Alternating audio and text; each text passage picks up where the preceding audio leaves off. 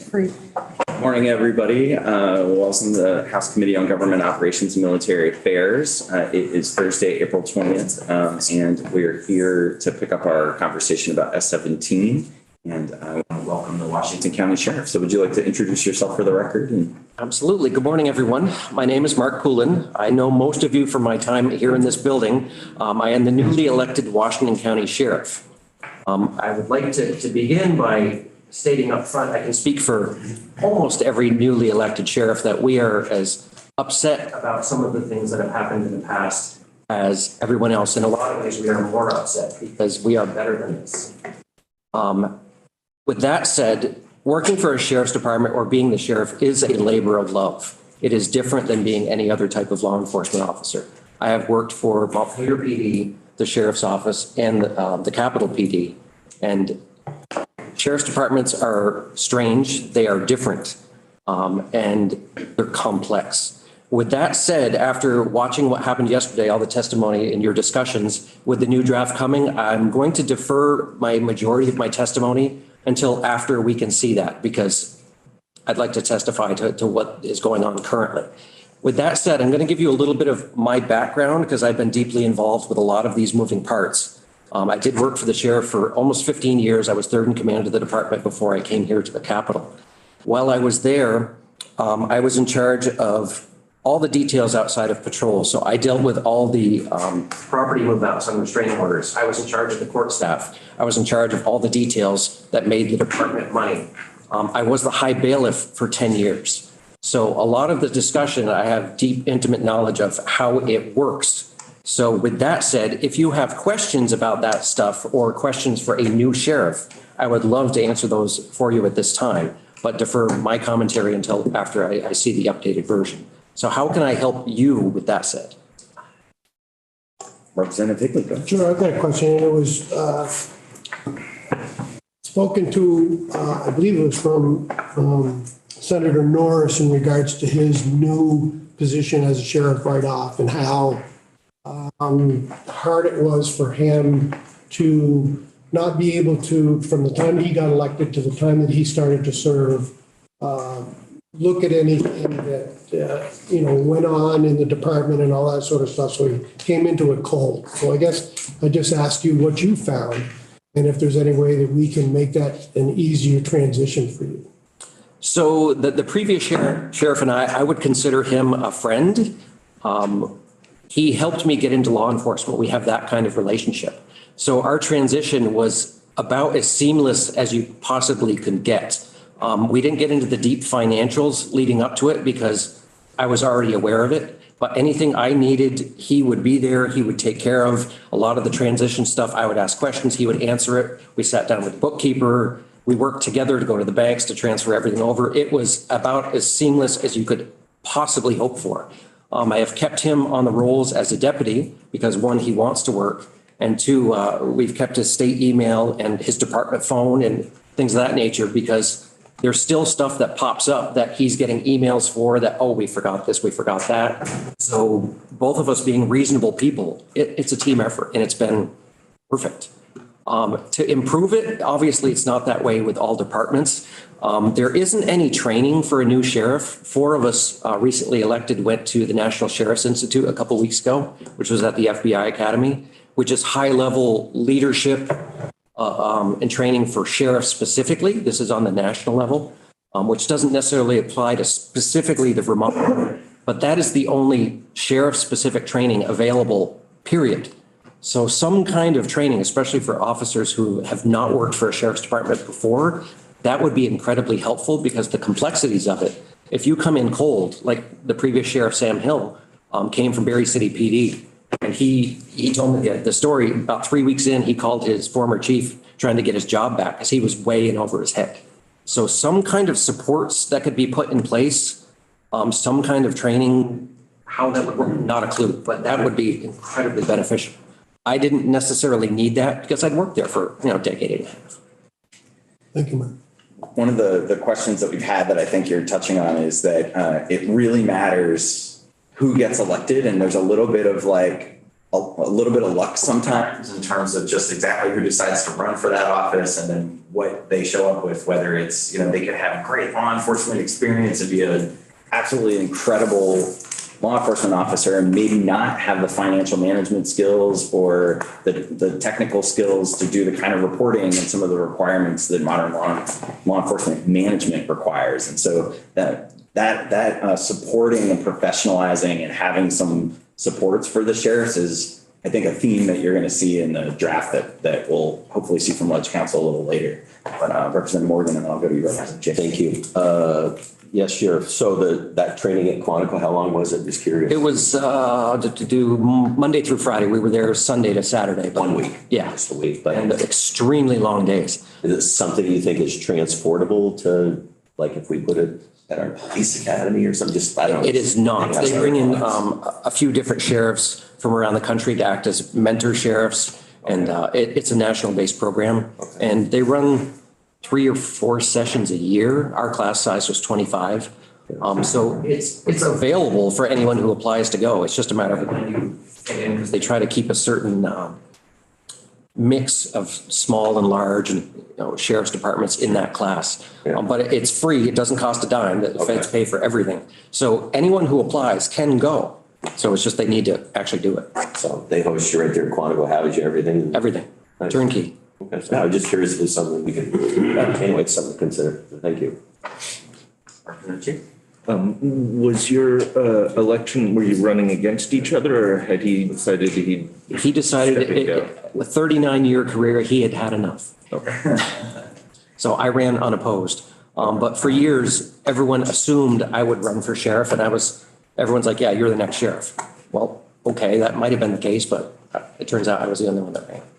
Do you have any information or insight, experience on elections that are contested and those transfers of power going well versus not, versus people who choose to step down?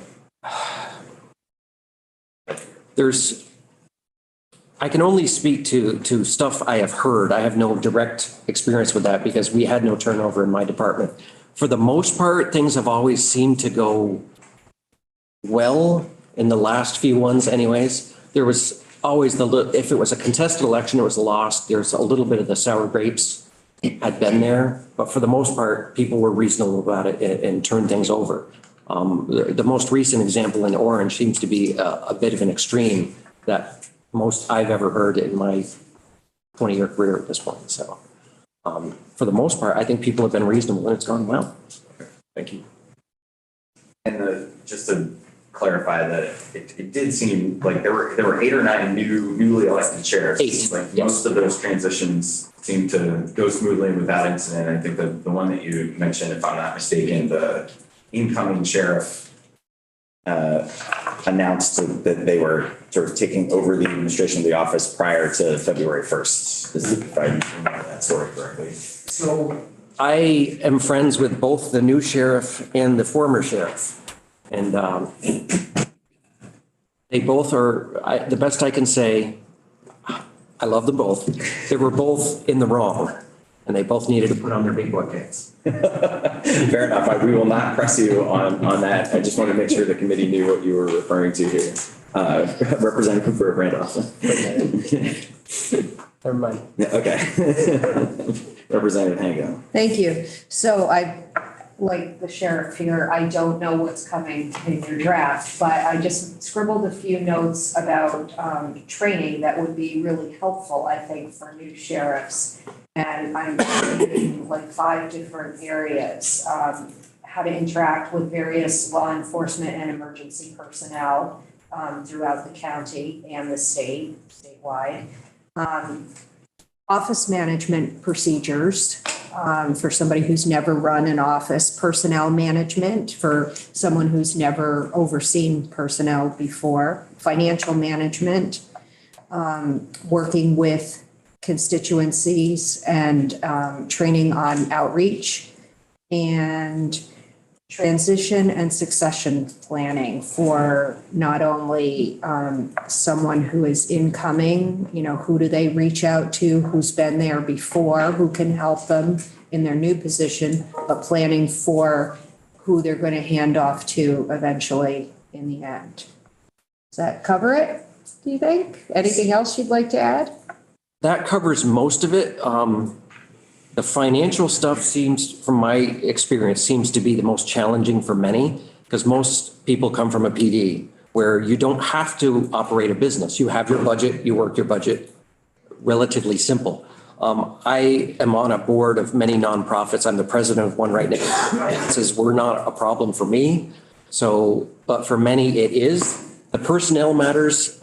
Most of the time when somebody runs for sheriff, they have enough law enforcement experience that the interaction with the public, the interaction with other agencies, the leadership, the management, because almost everyone is a shift supervisor, if not higher. So that is really low down on the totem pole.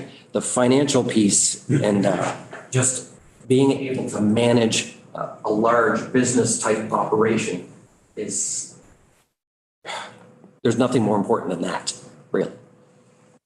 Great, thank you. Any other questions for Sheriff Pullen? Great, well, Sheriff, thank you for sharing your perspective. I am seeing that Legislative Council has emailed me a draft, so I will be hopefully posting this in just a moment. I just want to take a quick scan here and make sure we are on the same page and it's included. And then we're going to take a break while the machinery of getting that posted happens. Got a couple people testifying. I asked our charter team to come in and talk about something completely different. So if there's nothing else for Sheriff Pullen, I'll let him go for now. So again, once the draft is released, let me know and I would like to come back to speak to it. And again, my office is, you can see it out the window right here. So thank you all for your time. Thank you. We'll be getting it posted shortly, and then Legislative Council will be here through about 4 minutes. Have a good day, y'all. Thank you.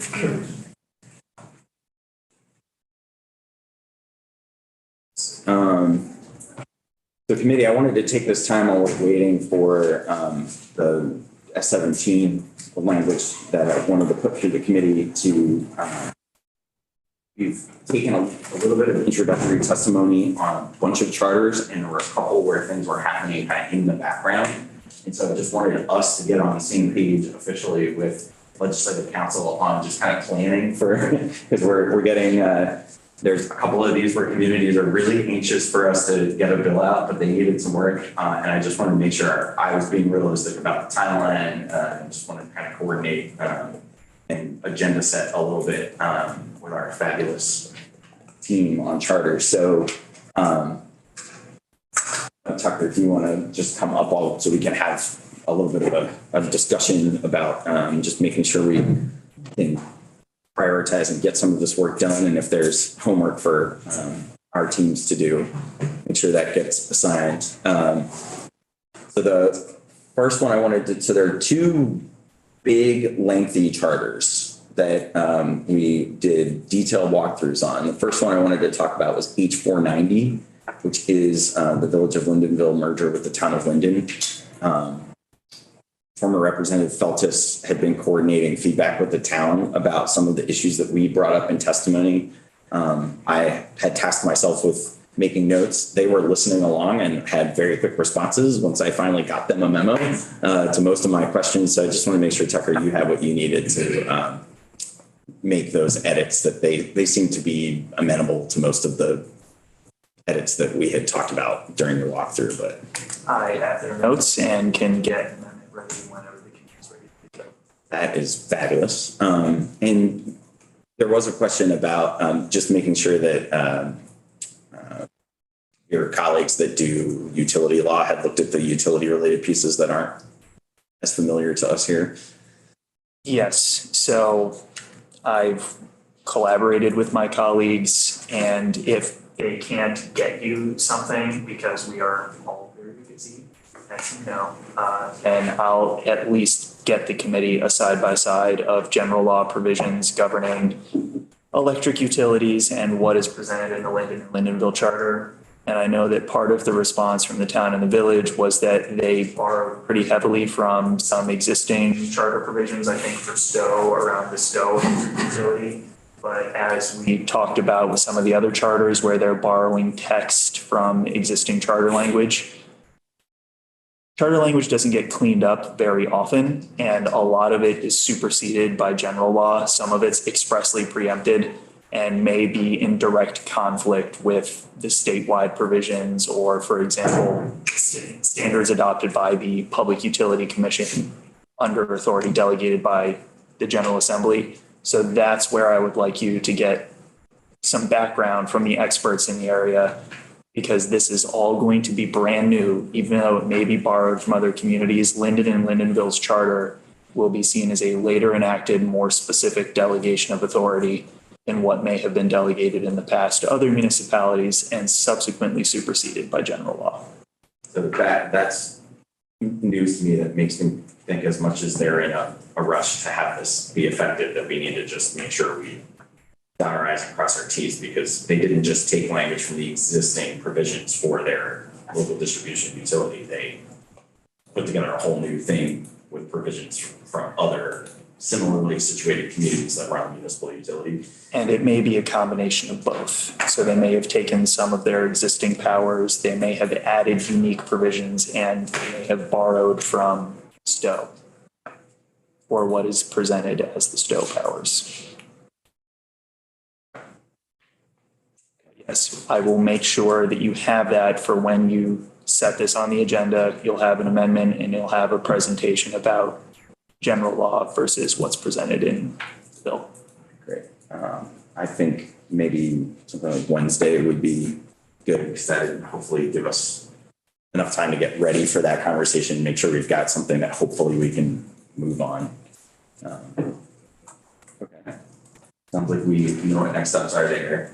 And then I think there was a conversation happening with a smaller group, and Representative Higley had been talking to Representative Beck. I know Representative Higley had to go testify in another committee on H503, the St. Johnsbury Charter.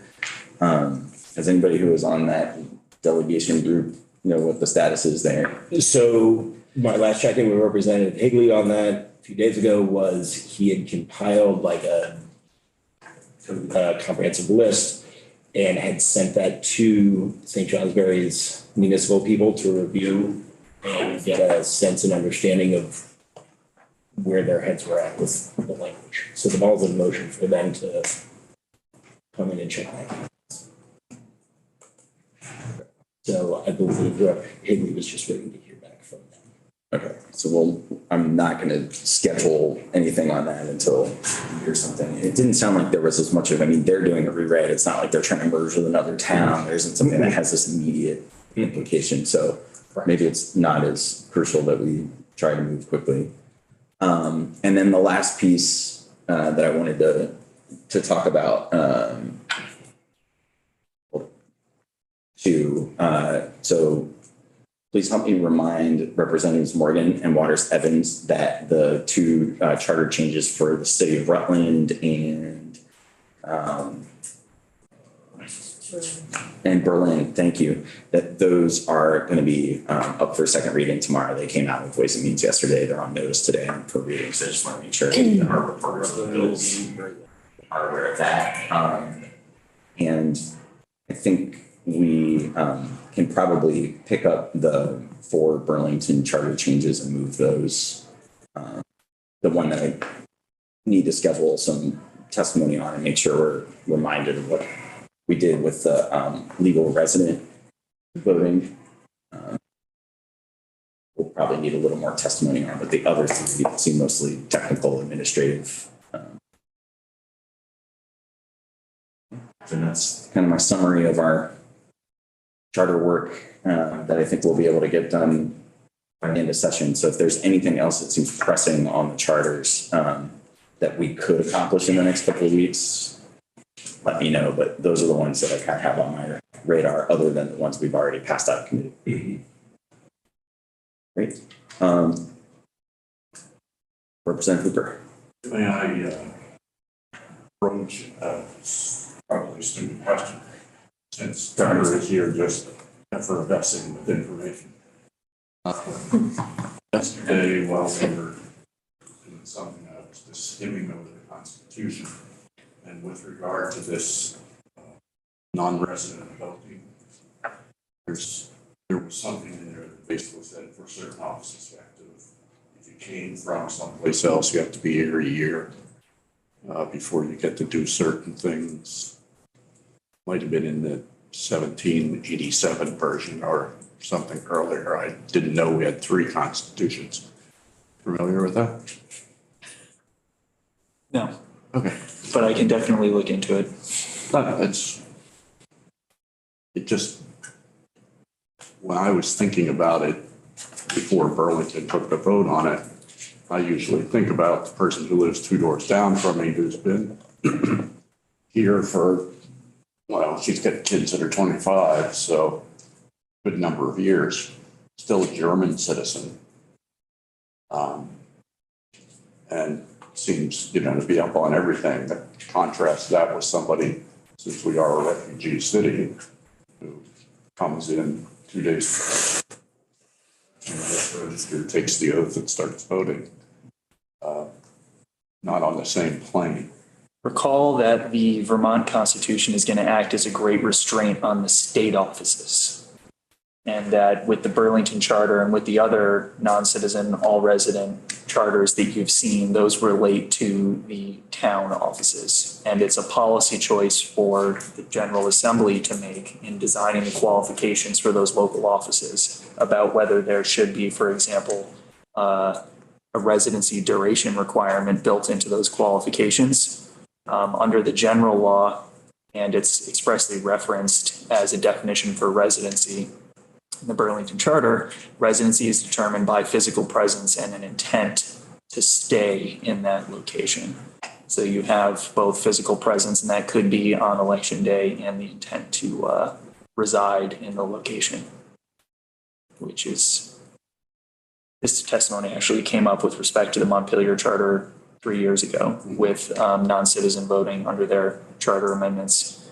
And the standard is, fairly open because there's a subjective component, which is the individual's intent to reside in the town. Well, just throw it out because I hadn't really considered that as an issue before. If it is indeed an issue.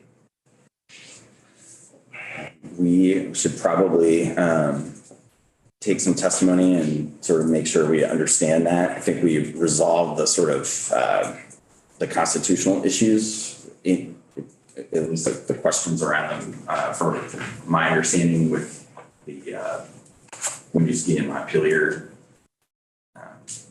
legal non-citizen resident voting.